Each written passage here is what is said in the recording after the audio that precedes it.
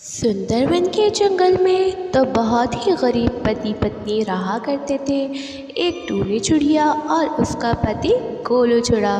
एक दिन टूनी चिड़िया अपने पति गोलू चिड़े से कहती है, गोलू जी, बारिश का मौसम शुरू हो गया है। मुझे लगता है कि इस बार हमें अपने घोंसले की मरम्मत करवानी पड़ेगी। हमारा घोंसला चारों तरफ से टूट फूट गया है। बारिश का पानी घोंसले में आता है। जब भी बारिशें शुरू हो जाती हैं तो ना जाने क्यों मेरा दिल डर सा जाता है। मैं भी कब से यही सोच रहा हूँ टूनी कि घर की मरम्मत करा लूँ, लेकिन मैं क्या करूँ। घर की मरम्मत कराने के लिए पैसे चाहिए और मेरे पास तो पैसे हैं ही नहीं। ज़्यादा परेशान मत हो जी। ज़्यादा परेशान होने से तबीयत ख़राब हो जाती है।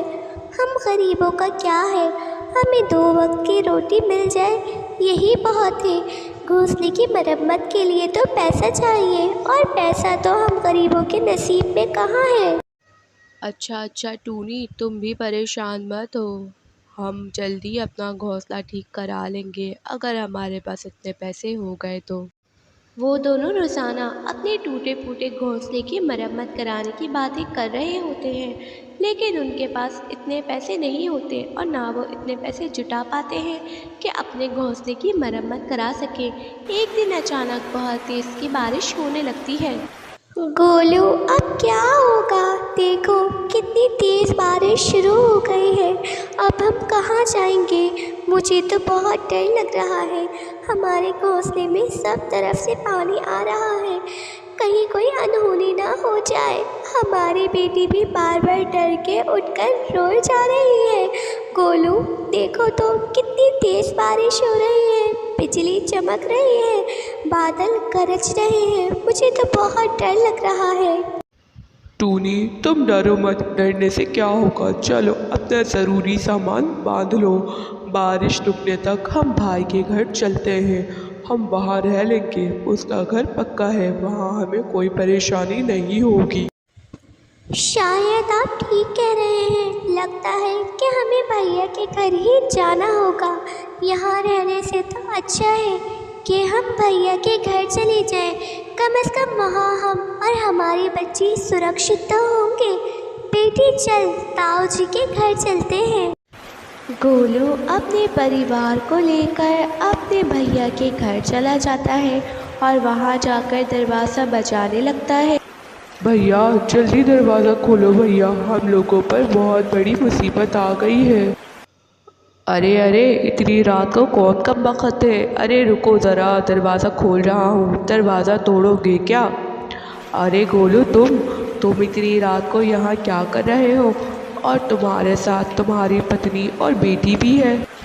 हाँ भैया, इस बारिश में हमारा घर बहुत ज़्यादा कमज़ोर हो गया है। लगता है कि कहीं गिर न जाए। मेरी बीवी और मेरी बच्ची की जान को भी ख़तरा था, इसलिए बारिश रुकने तक हम आपके घर आ गए। जब तक बारिश नहीं रुकती आप हमें यहाँ आसरा दे दो। अरे नहीं भाई नहीं, ये तुम क्या कह रहे हो? मेरी पत्नी को पता चल गया तो वो मेरी जान खा जाएगी। मैं तुम्हें यहाँ नहीं रख सकता। तुम लोग यहाँ से जाओ और कहीं और अपने रहने का आसरा ढूंढो। भैया, आप ये क्या कह रहे हैं? भैया, आप तो हमारे अपने हैं।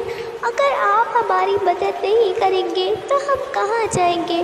भैया, ज़्यादा देर नहीं, बस बारिश रुकने तक हमें यहाँ रहने के लिए जगह दे दीजिए। बारिश रुकने के बाद हम यहाँ से चले जाएंगे। आपकी बहुत मेहरबानी होगी। नहीं नहीं, मैंने कहा ना, मैं तुम लोगों की कोई मदद नहीं कर सकता। तुम लोग यहाँ से जाओ। इतना कहकर काल कौआ दरवाज़ा बंद कर लेता है। ए ऊपर वाले, ये कैसी परीक्षा है? बारिश है कि रुकने का नाम ही नहीं ले रही। हम जाएं तो कहाँ जाएं? अब तू ही हमारी मदद कर सकता है। इस बारिश को रोक दे। शायद ऊपर वाले ने इन गरीबों की सुन ली थी और बारिश है कि थम चुकी थी। वो सब अपने घर जा रहे होते हैं। तभी वो रास्ते में देखते हैं कि बंटी कबूतर एक पेड़ के नीचे निराश होकर खड़ा हुआ होता है। क्या हुआ भैया, आप यहाँ इस तरह निराश होकर क्यों खड़े हुए हो? हाँ हाँ भाई साहब, क्या हुआ? आप इतनी रात को जंगल में ऐसे क्यों खड़े हुए हैं? मेरी हवाई मोटर ख़राब हो गई है, इसलिए मैं यहाँ अकेला खड़ा हुआ हूँ। अगर मुझे यहाँ जंगल में एक रात के लिए कोई आसरा मिल जाए तो मैं कल ही सुबह अपने नौकर को बुलाकर उसे ठीक करवा लूँगा। अगर ऐसी बात है तो भाई साहब, आप मेरे साथ मेरे घर चलो।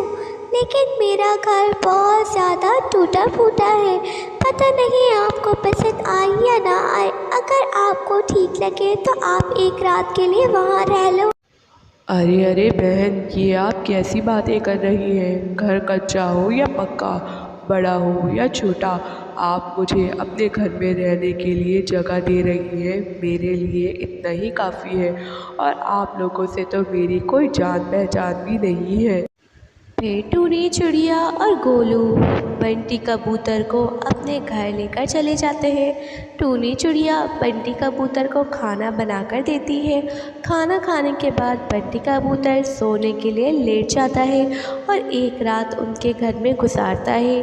अगले दिन बंटी कबूतर जब घर जा रहा होता है तो वो गोलू को अपना कार्ड देता है और कहता है, मेरी शहर में एक बहुत बड़ी फैक्ट्री है, मैं वहाँ आपको मैनेजर रखता हूँ। आप जैसे नेक और ईमानदार पक्षी बहुत कम देखने को मिलते हैं।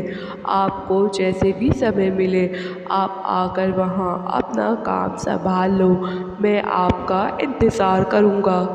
गोलू ये सुनकर खुश हो जाता है और वो एक दो दिन बाद ही सेठ की फैक्ट्री में जाता है। गोलू, ये लो अपने नए घर की चाबी। फैक्ट्री के पास वाले दरख्त पर मैंने तुम्हारा नया घोंसला बनवा दिया है। अब से तुम वहीं रहोगे, और हाँ, अपने बीवी बच्चों को भी तुम यहीं बुला लो, वो भी तुम्हारे साथ यहीं रहेंगे। ये बात जब टूनी को पता लगती है तो वो खुशी खुशी जंगल आ जाती है। गोलू, ये घर कितना सुंदर है। मुझे तो यकीन ही नहीं आ रहा कि ये हमारा घर है। मैंने तो कभी नहीं सोचा था क्या हमें रहने को नया घर मिल जाएगा और तुम्हें इतनी अच्छी नौकरी मिल जाएगी। गोलू, हमारी किस्मत बदल गई है। अब हम अपनी बेटी को एक बहुत अच्छे और बड़े स्कूल में लगाएंगे ताकि ये पढ़ लिख कर एक अफसर बन सके। अगले दिन गोलू और टूनी चिड़िया अपनी बेटी का दाखिला एक बहुत बड़े स्कूल में करा देते हैं। फिर वो सब एक साथ हंसी खुशी ज़िंदगी गुजारने लग जाते हैं। गरीब पर बारिश का कहर। गोलू एक पेट्रोल पंप पर गाड़ियों में हवा भरने का काम किया करता था। इस काम के लिए पेट्रोल पंप का मालिक उसे रोज़ के 350 रुपये दिया करता था। गोलू अपनी माँ टुनटुनी के साथ एक झोंपड़े में रहा करता था। उसकी माँ टुनटुनी काफ़ी बूढ़ी थी। वो पहले लोगों के घरों में काम किया करती थी, लेकिन उम्र ज़्यादा होने की वजह से और बीमार रहने की वजह से गोलू ने उससे काम करना छुड़वा दिया था, और अब गोलू की कमाई से ही घर का सारा खर्च चलता था। गोलू बेटा, गर्मियाँ तो हमने जैसे तैसे गुजार ली हैं। अब बारिश का मौसम शुरू हो गया है। तुम्हें पता है ना, हमारी झोपड़ी की हालत कितनी ख़राब है। पूरी झोपड़ी से पानी टपकता रहता है। पूरी बारिश हमें एक चारपाई पर बैठकर गुजारनी पड़ती है। मेरे पास इतने पैसे तो नहीं है माँ। मैं जो कुछ कमाता हूँ उससे घर का राशन और तुम्हारी दवाइयाँ आ जाती हैं। लेकिन मेरे सेठ जी बहुत अच्छे आदमी हैं। मैं उनसे कुछ पैसे उधार ले लेता हूँ। अपनी तनख्वाह से थोड़े थोड़े करके कटवाता रहूँगा, जिससे हम झोपड़े पर टीन की शेड डाल लेंगे। ठीक है बेटा गोलू, ऊपर वाला तुम्हारे सेठ को और दे। अगले दिन गोलू अपने सेठ से 2000 रुपये उधार ले लेता है और घर जाकर वो 2000 रुपये अपनी माँ को दे देता है। माँ, ये 2000 रुपये संभाल कर रखना। इन पैसों से कल ही एक टीन की शेड लेकर आ जाऊँगा। टुनटुनी वो पैसे किचन में चीनी के डब्बे के अंदर रख देती है। फिर दोनों माँ बेटे खाना खाकर सो जाते हैं। थोड़ी देर बाद बहुत तेज़ बारिश होने लग जाती है। तेज़ तूफ़ान और हवाएं आ जाती हैं। बादल गरजने लगते हैं, बिजलियां चमकने लगती हैं। माँ उठो, बहुत तेज़ बारिश हो रही है और तूफान आ रहा है। मुझे लगता है हमारी झोपड़ी गिरने वाली है। हमें जल्दी झोपड़ी से बाहर निकलना होगा। गोलू और टुनटुनी जैसे ही झोपड़ी के बाहर आकर खड़े होते हैं, बारिश और भयानक और तेज़ होने लगती है। बारिश की मोटी मोटी बूंदें उन पर गिरने लगती हैं। उनकी झोपड़ी के अंदर भी बहुत पानी भर जाता है। झोपड़ी का सारा सामान पानी के साथ बहने लगता है और उनके आशियाने को वो दोनों अपनी आँखों से अपने सामने तबाह होता देख रहे होते हैं। लेकिन वो दोनों कर भी क्या सकते हैं, वो बहुत मजबूर होते हैं। हे ऊपर वाले, ये क्या हो गया है? क्या तुझे सताने के लिए भी हम गरीब ही मिलते हैं? छोटा सा तो आशियाना था हमारा, वो भी छिन गया है। अब हम गरीब कहाँ जाएंगे, कहाँ जाकर रहेंगे? ऊपर वाले पर भरोसा रखो माँ, वो सब ठीक कर देगा। हाँ बेटा, उसी पर तो भरोसा है, वो ही तो हम गरीबों की मदद करता है। तेज़ बारिश के कारण गोलू की झोपड़ी पूरी तहस नहस हो जाती है। अगले दिन सुबह गोलू पास के रैन बसेरा में अपनी माँ को छोड़कर काम पर चला जाता है। उस दिन पेट्रोल पंप पर गोलू के मालिक की जगह उनका बेटा आता है। वो गोलू से कहता है, ए सिरो, कल पापा ने तुम्हें 2000 रुपये उधार दिए थे ना, वो पैसे वापस करो वरना तुम्हारी सैलरी में से काटे जाएंगे। और हाँ, आज तुम काम पर लेट आए हो, इसके पैसे भी तुम्हारी सैलरी से काटे जाएंगे। मालिक, वो पैसे तो पानी में बह गए।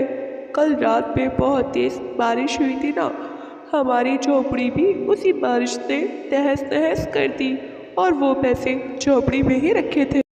ये मुझे नहीं पता, तुम गरीब लोगों का हर वक्त रोना रहता है। मुझे मेरे पैसे वापस चाहिए। पेट्रोल पंप पर काम करने वाला दूसरा कर्मचारी गोलू को बताता है कि मालिक की तबीयत बहुत ख़राब है और ये उनका बेटा है, कल ही विलायत से आया है और अब से यही पेट्रोल पंप का काम संभालेगा। गोलू के सरों पर यूँ मानो जैसे दुखों का पहाड़ टूट पड़ता है। एक तरफ उसका घर तबाह बर्बाद हो गया और वो बेघर हो गया, और दूसरी तरफ उसे मालिक का उधार भी वापस करना है। रात को गोलू जब काम से रैन बसेरा पहुंचता है तो देखता है कि उसकी माँ टुनटुनी वहाँ बेहोश पड़ी होती है। माँ, माँ, क्या हुआ तुम्हें माँ? उठो ना माँ।